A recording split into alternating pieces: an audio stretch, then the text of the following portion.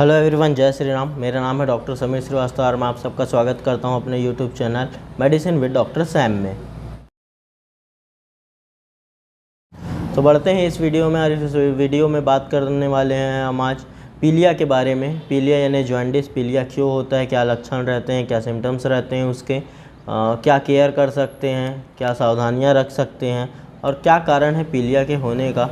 ये जो सीरीज़ है ट्रीटमेंट और डिसीज़ पे है। तो आज का जो डिसीज़ है वो पीलिया है।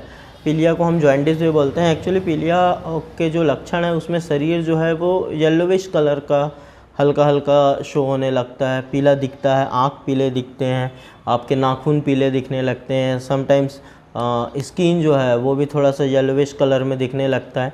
मेन यही लक्षण है पीलिया के। और इसके होने के जो रीज़न है वो हम अगर इसको डायग्नोस कैसे करते हैं इसका बात करें तो डायग्नोस के लिए हम नॉर्मल इसका टेस्ट है ब्लड का। तो ब्लड का हम टेस्ट कराते हैं, उसमें बिलीरुबिन बढ़ा रहता है। कई लोग इसको बिलीरुबिन बोलते हैं, कोई बिलीरुबिन बोलते हैं। वो बढ़ा रहता है। अगर वो बढ़ा हुआ है का मतलब आपको जॉन्डिस पॉजिटिव है। बिलीरुबिन होता क्या है? बिलीरुबिन जो होता है ये लीवर में प्रोड्यूस होता है। लीवर जो हमारा रहता है वो बनाता है। इसका जो काम रहता है बेसिकली ये हमारे बाइल एसिड का कंपोनेंट है और ये खाने को पचाने से लेके जो हमारे कोलेस्ट्रॉल है उसको पचाने का काम करता है, उसको डाइजेस्ट करता है। तो बिलीरुबिन का मेन जो फंक्शन है वो यही है। बिलीरुबिन लीवर से बनता है, गॉल ब्लैडर में स्टोर होता है। अगर ये एक्सेस हो गया तो ये बॉडी में थोड़ा सा इफ़ेक्ट करता है और ये येलोविश शो करने लगता है हमारे स्किन में, आई में। अब जैसे बिलीरुबिन जब हम टेस्ट कराते हैं तो दो टाइप से शो होता है। पहला रहता है डायरेक्ट, दूसरा इनडायरेक्ट। बहुत लोग कंफ्यूज हो जाते हैं कि डायरेक्ट और इनडायरेक्ट होता क्या है बिलीरुबिन, डायरेक्ट और इनडायरेक्ट बिलीरुबिन। जैसा कि मैंने बताया कि जो बिलीरुबिन है वो लीवर से बनता है। तो अगर लीवर का कोई डिसफंक्शन है, फैटी लीवर है, लीवर सिरोसिस हो गया, या लीवर में प्रॉब्लम है, लीवर में इन्फेक्शन है, या गॉल ब्लैडर में कोई प्रॉब्लम है, या फिर आपके जो बाइल डक्ट हो थ्रू ये पूरा बिलीरुबिन हमारे स्मॉल इंटेस्टाइन में आता है, अगर उसमें कोई प्रॉब्लम है तो वो डायरेक्ट बिलीरुबिन आपको बढ़ा हुआ दिखेगा। मतलब कि ये है कि जो भी हमारे ऑर्गन्स है अगर उसमें कोई प्रॉब्लम है तो वो डायरेक्ट में आता है। इनडायरेक्ट में जो होता है, इनडायरेक्ट में और बहुत से रीज़न होते हैं जिसके नाम से बिलीरुबिन बढ़ा रहता है। जैसे जब आरबीसी टूटने लगते हैं बॉडी में तो उसके नाम से भी बिलीरुबिन बढ़े हुए आते हैं। तो जनरल यही रहता है जो कन्फ्यूज़न रहता है डायरेक्ट और इनडायरेक्ट बिलीरुबिन में, जिसके नाम से जॉन्डिस होता है। रहा बात इसका, अगर हम ट्रीटमेंट की बात करें तो ट्रीटमेंट इसका बहुत इजी है। ट्रीटमेंट में सबसे ज़्यादा अगर कोई चीज़ ध्यान रखने वाली रहती है तो वो है सावधानी। आपको खाने पीने में बहुत ज़्यादा कंट्रोल करना पड़ेगा। आपको बहुत ज़्यादा नहीं खाना है, थोड़ा थोड़ा करके जितना ज़्यादा खा सकते हैं वो ज़्यादा अच्छी बात है।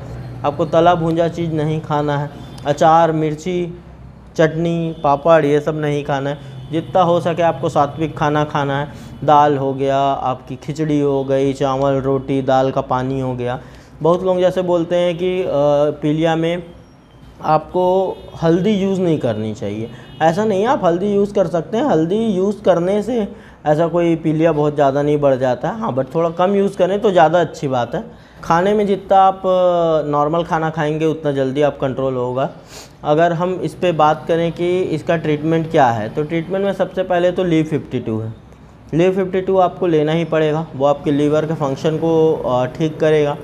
Lev-52 हो गया, जिसको आप 2-2 ढक्कन या 1-1 ढक्कन बीडी ले सकते हैं सुबह शाम।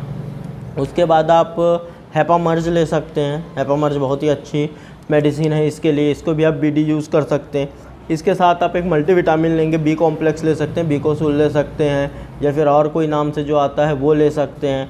मल्टीविटामिन में आप लाइकोपेन के साथ वाला मल्टीविटामिन भी दे सकते हैं अगर कमजोरी ज़्यादा है तो। बाकी बी कॉम्प्लेक्स तो देना ही। गैस्ट्रिक प्रॉब्लम होती है क्योंकि बाइल एसिड बहुत ज़्यादा फ्लक्चुएट होता है बॉडी में, तो आपको जलन रहता है पेट में, तो इसके नाम से सुबह आप पेंटाप्रोजोल डोमपेरिडोन का कॉम्बिनेशन ले सकते हैं, रेबिप्राजोल डोमपेरिडोन का कॉम्बिनेशन ले सकते हैं। अगर बहुत ज़्यादा एसिड रिफ्लक्स के नाम से आपको प्रॉब्लम है तो सुबह आप ये ले सकते हैं। दोपहर में अगर जब खाली थोड़ा पेट रहे तब आप अल्जल ले सकते हैं, थोड़े से पानी में 1 ढक्कन मिला के पी सकते हैं, उससे भी आपको रिलीफ मिलेगा। बाकी आपको अगर इंटेस्टाइन में इन्फेक्शन हो गया है इसके नाम से तो आपको मेट्रोनिडाजोल आपको यूज़ करना पड़ेगा। बीडी आप ले सकते हैं 400 mg का। अगर आप कम एज के हैं या आपका वेट कम है तो आप ओडी ले सकते हैं 400 mg में मेट्रोनिडाजोल।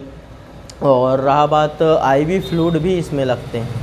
अगर कमज़ोरी ज़्यादा है तो डेक्स्ट्रोज लगा सकते हैं, D5 D10 लगा सकते हैं इसमें, या इन्फेक्शन ज़्यादा है तो मेट्रोनिडाजोल का IV लगा सकते हैं। 100 ml का जो आपका फ्लूइड आता है वो आप उसमें यूज़ कर सकते हैं। DNS लगा सकते हैं अगर BP भी लो है तो। बाकी जो सिस्टमेटिक अगर हम बात करें कि जो सिम्टम्स हैं उस हिसाब से आपको ट्रीटमेंट रहेगा। अगर फीवर है तो पैरासीटामोल आप BD या TID ले सकते हैं 650 का, या फिर अगर हाथ पैर में बहुत ज़्यादा दर्द है तो पैरासीटामोल के साथ एसिक्लोफेनेक का कॉम्बिनेशन ले सकते हैं, OD। और रहा बात अगर आपको हेडेक है तो आपको हेडेक के लिए आपको एक मेडिसिन लेना पड़ेगा, जैसे सेरिडोन ले सकते हैं आप।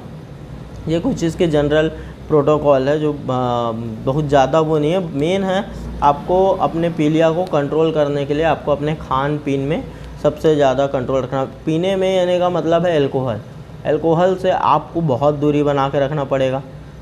जो कंटिन्यू पीने वाले जो लोग हैं उनको एकदम छोड़ना पड़ेगा, क्योंकि पीलिया में अल्कोहल यानी दारू सबसे ज़्यादा जहर है।